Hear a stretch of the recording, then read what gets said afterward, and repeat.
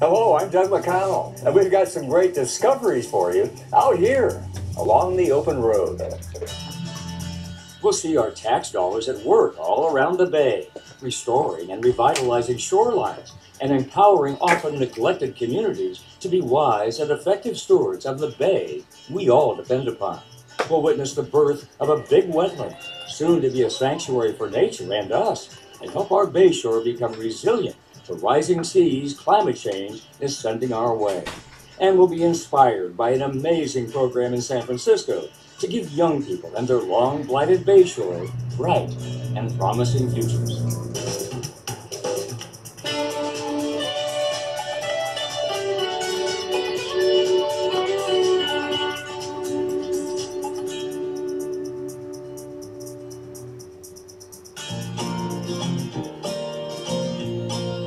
San Francisco Bay, the namesake and centerpiece of our beautiful Bay Area. Those of us who live here today love the Bay and having easy access to it, and may not remember we nearly destroyed it in the decades after the gold rush, by the mid-20th century filling in about 90% of its precious and vital wetlands and defiling the shoreline and water quality with human waste and toxic pollutants. This many years ago was really like a dumping ground. But 60 years ago, we rallied successfully to save our beloved bay. And now we're rallying again to ensure that it and we can thrive together in the decades ahead and help soak up rising seas of our changing climate that threaten bayshore communities. Measure AA was really historic for the Bay Area. In a truly historic vote in 2016, Bay Area residents overwhelmingly passed Measure AA, taxing themselves to raise $500 million over 20 years to clean the bay's water, prevent pollution, and restore bayshore wetlands. 70% of the voters in the Bay Area voted to invest in making San Francisco Bay cleaner and wetland restoration. It just shows the love people have for the Bay. Funds from Measure AA already are making a big impact. 5 years in, we have already dispersed $100 million. We've accomplished projects. There's Encinal Dunes in the East Bay. There's India Basin in San Francisco. There is the South Bay Shoreline Project in San Jose. The goals of Measure AA are ambitious, and so is its implementation. 15,000 acres of wetlands will be restored, and we're already a third of the way there. At least 15 trails, staging areas, and public access facilities will be constructed, and we funded more than half so far. All around the bay, the effects of Measure AA can be seen, including in this long-ignored location. Water is in, and it's coming home. Woo! In late October of 2021, a brand new wetland was born when water from the bay behind me came rushing in right here to reclaim long-abandoned industrial land just east of Martinez in Contra, Costa County. The birth and bright future of Pacheco Marsh was made possible because we, the people, voted to commit our resources to restoring and revitalizing the bayshore in all 9 Bay Area counties. Here's an area that was diked, and the levee now has been breached, and we're bringing life back here. We're bringing habitat back. We're bringing the bay back. John Gioia is a longtime Contra Costa County Supervisor and Vice Chair of the San Francisco Bay Restoration Authority, the public agency responsible for allocating Measure AA funds for shoreline projects like this one to protect, restore, and enhance the bay. And just to see this and all the hard work that's gone into this makes me feel proud that the Bay Area has really invested in this. He's not the only one who likes what he sees here. 231 acres of saltwater marsh for that tidal flow to come back that was entirely despoiled, that was dewatered, that was so disruptive. To see it restored and returned to nature is such a dramatically beneficial outcome. Very, very exciting. Linus Uval is Executive Director of the John Muir Land Trust. The Trust has played a central role in generating support to transform a degraded old industrial site that looked like this in late 2019 and give birth to a brand new wetland that looked like this in early 2022. We have completed our grading of the site, and now we're starting on the revegetation effort. We have over 31,000 native plants that have been custom grown just for this project. Paul Deschens, senior civil engineer with Contra Costa County, has led a sophisticated effort to bring new life into this long neglected area, prepare the land to receive the bay's life-giving water, and give nature a helping hand and gentle nudge. Soon, it'll be time to stand back and watch while nature works her wonders. A lot of the further evolution of the site is going to be just with the tides coming in and out. We've tried to set this up to work with these natural processes, and now we're going to take a step back and let those natural processes play out. The evolution of Pacheco Marsh will benefit nature and us in many ways. So a lot of the features that we built in are really specifically designed to accommodate sea level rise, and the geomorphology of this site is very specifically designed so that the benefits that we're providing and what we built is going to persist for a very long time. In addition to this beautiful restoration that was really, born, as it were, that October 29, we'll see 3 miles of a loop trail that is importantly accessible to everyone.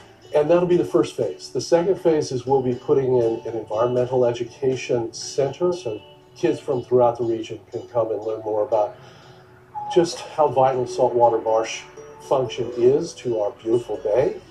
Everyone working here is committed to studying the evolution of Pacheco Marsh very carefully and sharing what they find with others around the region. So we have a comprehensive monitoring and adaptive management plan that has us gathering a lot of data. That data is all going to be shared with the Regional Wetlands Monitoring Program and others so that they can benefit from the data that we're gathering out here. We have really ambitious goals to achieve. San Francisco Estuary Partnership Program Manager Heidi Netters helps oversee monitoring and data collection for Measure AA restoration sites all around the bay. We're looking for how the habitats are changing over time, and we're also trying to understand what's driving those changes. We definitely have done monitoring in individual projects. The problem with that is that the types of monitoring data that's been collected aren't necessarily coordinated. They don't necessarily talk to each other, and a lot of times that data just sits on a shelf. So what we're trying to do is make that data more meaningful. We're working to create a data management platform that will be accessible to all so that all of that monitoring information can be used for science and research. Collaboration helps everyone learn from everyone else, improving best practices and increasing the odds that all ecological restoration projects will be successful. The information that we're generating will be used to inform the Restoration Authority and Measure AA, but will also be available to scientists all over the world who want to study our wetlands.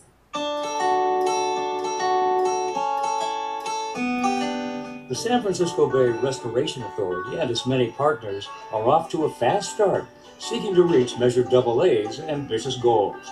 That's required a lot of collaboration, coordination, and finding ways to speed up permitting processes. Permitting is always one of the most challenging parts of delivering a restoration project like this. To quicken the pace of restoration permitting, the Restoration Authority has initiated a new approach to the process. So what we've done is bring together a number of the permit agencies, whether it's the Army Corps of Engineers, Fish and Wildlife, NOAA, and to have them all work together as common stakeholders to do much more comprehensive permitting. By bringing all the relevant permitting agencies together, essential Measure AA restoration and revitalization initiatives can proceed more swiftly all around the bay and thus fulfill the will and the vision of the voters.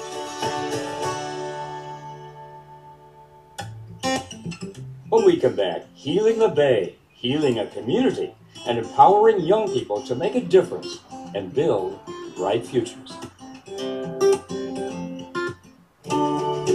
Open Road is made possible by the generous support of our underwriters, dedicated to protecting our natural and historical treasures in the Bay Area and beyond. Additional support is provided by these institutions, also caring for our special environmental and cultural legacies and making them accessible to each and every one of us, now and for all time.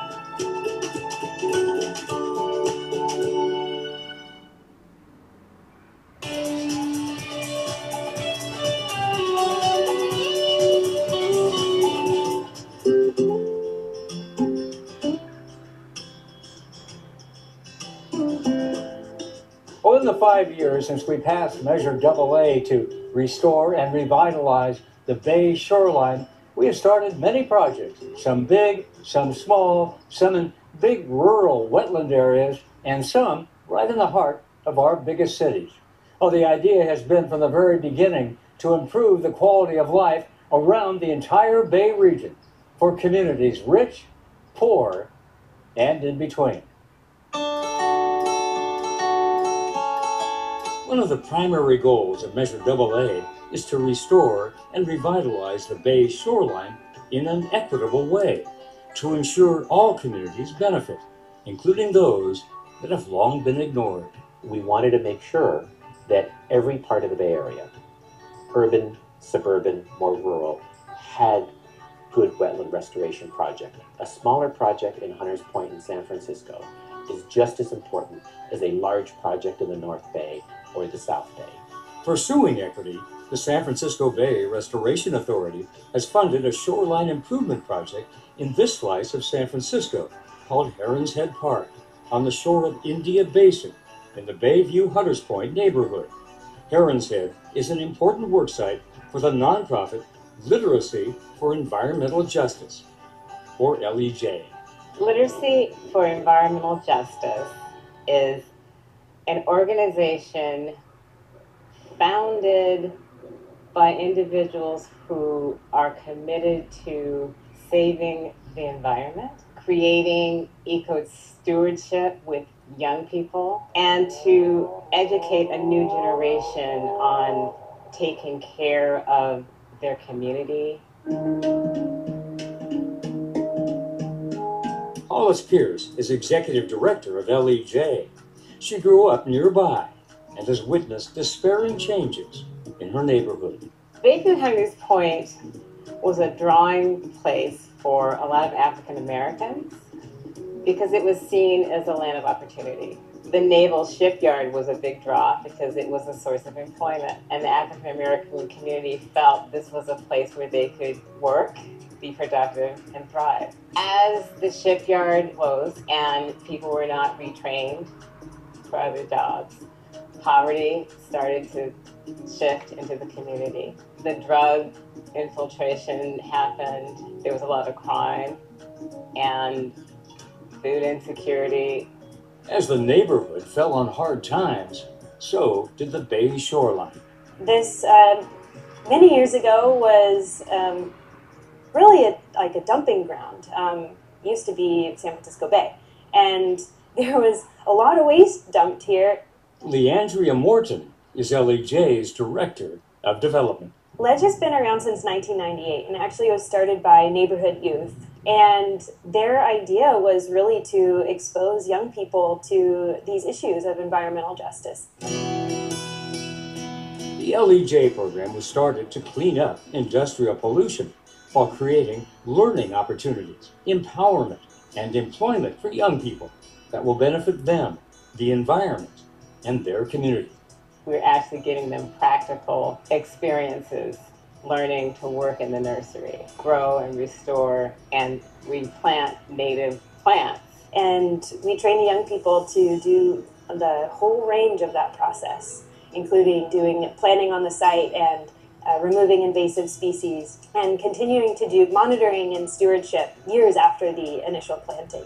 And so we're trying to build a pipeline to green jobs and professionals. We hope to inspire a new generation of environmental educators, people of color, because young people need to see themselves reflected in their teachers. For many young people, inspiration starts on the Bay shoreline near their homes. And also we do education work for elementary, middle school, high school students. We want to expose them to the opportunities to work in this field and also just to their neighborhood and the opportunities to get outside in their neighborhood. And sometimes inspiration happens on the bay itself. So we have a kayaking program, and we installed campsites at Candlestick Park in 2018. So we take kids out camping in the park, really just helping young people to get in touch with the natural heritage of the land and their right to engage with it. Thanks in part to funding from Measure AA, LEJ is engaging young people here with their environmental heritage and encouraging them to become wise stewards of its future and their own, healing the bay, healing their community, and forging bright new opportunities for everyone. Our young people deserve open space very similar to places like Chrissy Field, and teaching in Baby Hunters Point for years, a lot of students don't know the history of their community. So we're really committed to intergenerational healing and re-engagement with the land and the earth and our responsibility to take care of it.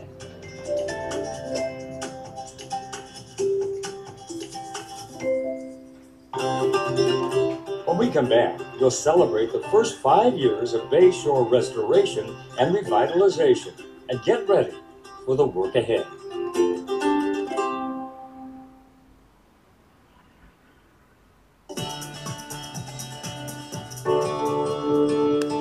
In 2016, we voters in the Bay Area enthusiastically committed our financial resources to embark on a first-ever region-wide initiative to restore and revitalize the bayshore and its ability to adapt to rising seas caused by our warming planet, while also giving people in every community increased access to the shoreline and opportunities to benefit from the bay's enhanced well-being. We've come a long way, and we have a long way to go. And I have with me Amy Hutzel. Amy, you are the Executive Officer of the San Francisco Bay Restoration Authority and the California State Coastal Conservancy. You have been involved in this from the very beginning. 5 years in, what are you most proud of?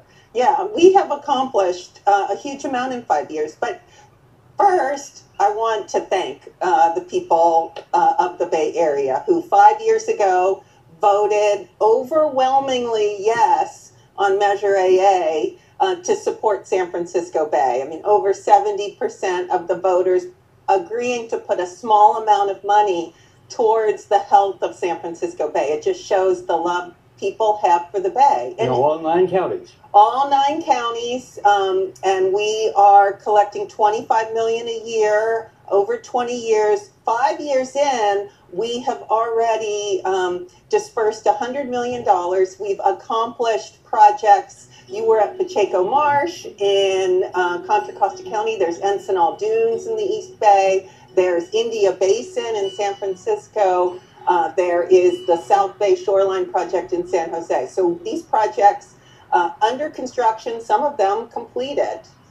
Those projects, and many more, by the way. Yes. Of course. So there's a lot going on in terms of projects, and you've been doing a lot to kind of speed the process up, Yes. because we're in a race against time here with climate change. What are you doing on that front? Yeah, this is a regional effort. So we've got individual projects all around San Francisco Bay, but it's part of a regional vision, and we're supporting these projects at the regional level. The board of the authority is a regional board made up of local elected officials, and we've been supporting the permitting process, helping to improve that, and supporting the monitoring of projects so we can judge the success of these restoration projects and keep learning. And keep learning all the way through this. And regional is important because whatever happens in one place affects Yes. the other place.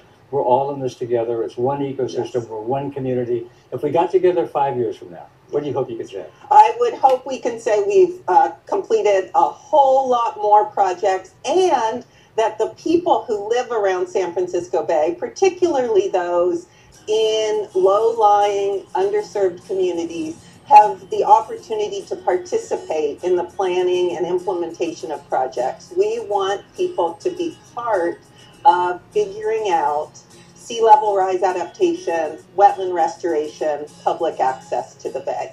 People in every community, Yes. rich and poor and in between, all around the region, we're all in this together. This is our bay, we're all in it. Amy, thank you for what you're doing. Keep up the great work, and I'll follow up as we go along. Thank you. Stay with us for some final reflections on the future for us and our beloved bay.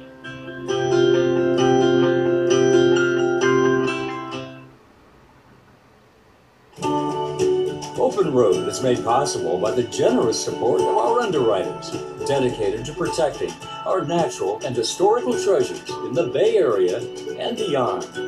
Additional support is provided by these institutions, also caring for our special environmental and cultural legacies and making them accessible to each and every one of us, now and for all time.